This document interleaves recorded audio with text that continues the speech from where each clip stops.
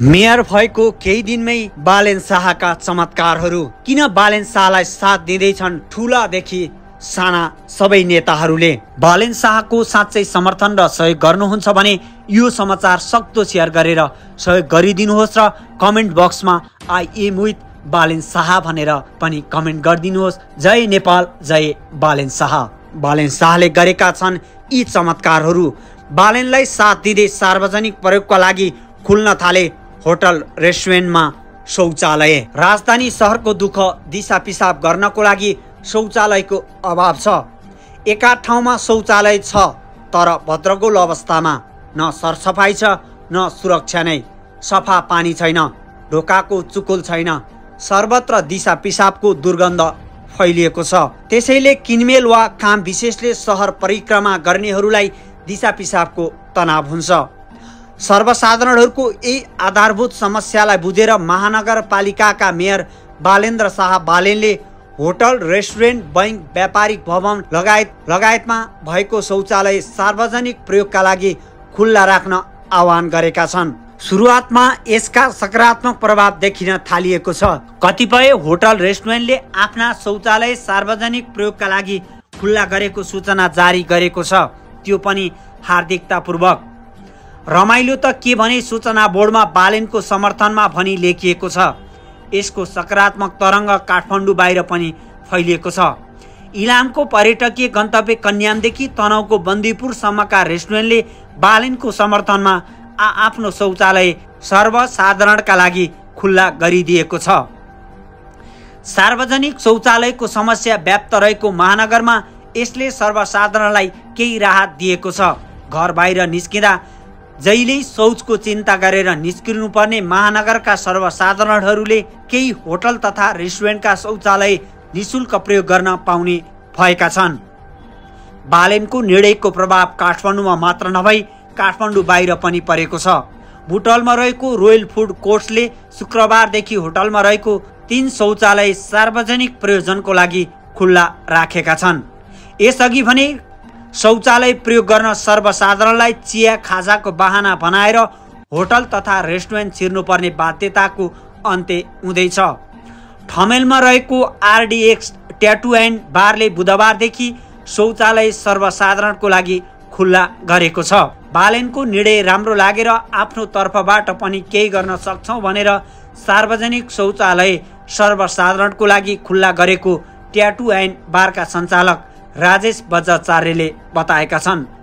बालेनको vision राम्रो लागेर केही सहयोग गर्न सक्छौँ भनेर शौचालय सर्वसाधारणको प्रयोगमा ल्याएका हौँ, बज्राचार्यले भने। केही गरौँ भन्ने युवालाई सबै मिलेर साथ दिनुपर्छ।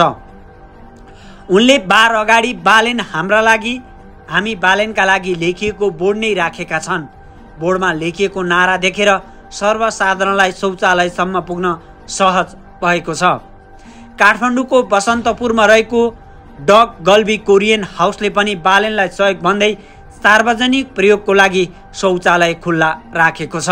बिहिबारदेखि निशुल्क रूपमा शौचालयको प्रयोग गर्न दिएको डग गल्बीले काठमाडौँमा सार्वजनिक शौचालयको समस्याबाट मुक्ति पाउन बालेनको अभियानलाई साथ दिन आग्रह समेत गरेको छ। काठमाडौँमा सार्वजनिक शौचालय नहुँदा सर्वसाधारणले निकै शास्ति पाइरहेका छन्।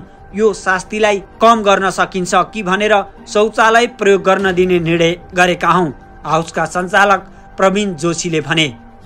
काठमाडौँमा सार्वजनिक शौचालय नहुँदा सर्वसाधारणले दिशा पिसाब च्यापेर बस्नु परेको तितो यथार्थ सम्झँदै उनले भने, कसैले राम्रो गरौँ भन्दा सबैले आफ्नो तर्फबाट सक्ने सहयोग गरे पो विकास हुन्छ।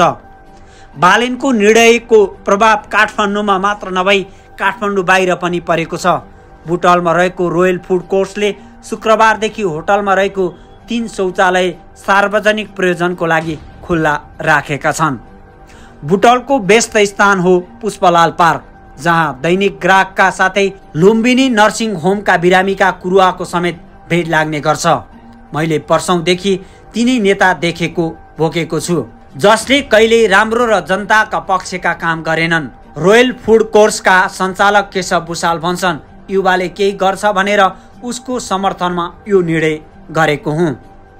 अबको समय युवाको भएकाले राम्रो र विकासवादी सोचको सबैले सम्मान र कार्यान्वयनका लागि सहयोग गर्नुपर्ने उनको भनाइरहेको छ। बालेनले काठमाडौँको लागि भले भने होलान्, तर राम्रो काम जहाँ बसेर पनि गर्न सकिन्छ उनले भने। उनले पानीसहितका 3वटा शौचालय सर्वसाधारणले निशुल्क प्रयोग गर्न पाउने गरी सञ्चालनमा ल्याएको बताएका छन्। त्यस्तै इलामको कन्यामीन होटलले पनि सर्वसाधारणको सहजताका लागि भन्दै शौचालय खुल्ला गरेको छ। होटलका सञ्चालक टीका ओडारीले कन्याम पर्यटकीय स्थल भए पनि सार्वजनिक शौचालयको अवस्था भने नाजुक रहेको बताए। भन्नलाई इलाम सुन्दर र पर्यटकीय स्थल हो भन्छन्, तर व्यवहारमा कन्याममा फ्रेस हुन बगानमा छिर्नुपर्छ। उनी भन्छन्, कन्याममा रहेको शौचालयको समस्याबाट पार पाउन यस्तो निर्णय गरेको हुँ।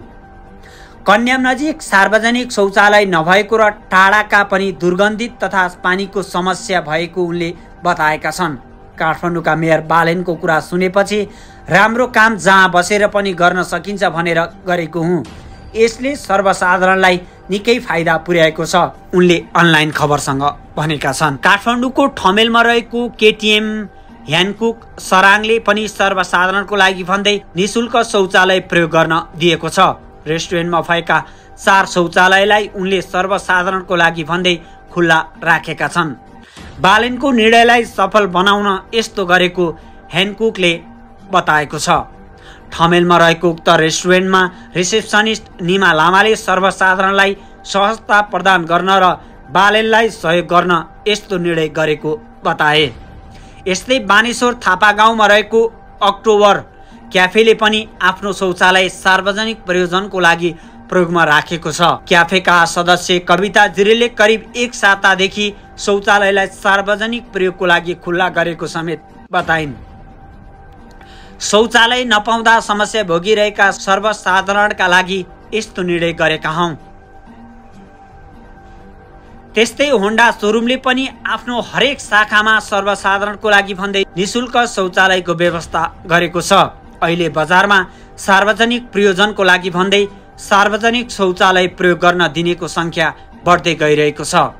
राजधानीका केही होटल तथा रेस्टुरेन्टले सर्वसाधारणलाई निशुल्क शौचालय प्रयोग गर्न दिने भनेपछि सार्वजनिक शौचालय सफाई गरिदिने समूह समेत सहयोग गर्न आइरहेका छन्।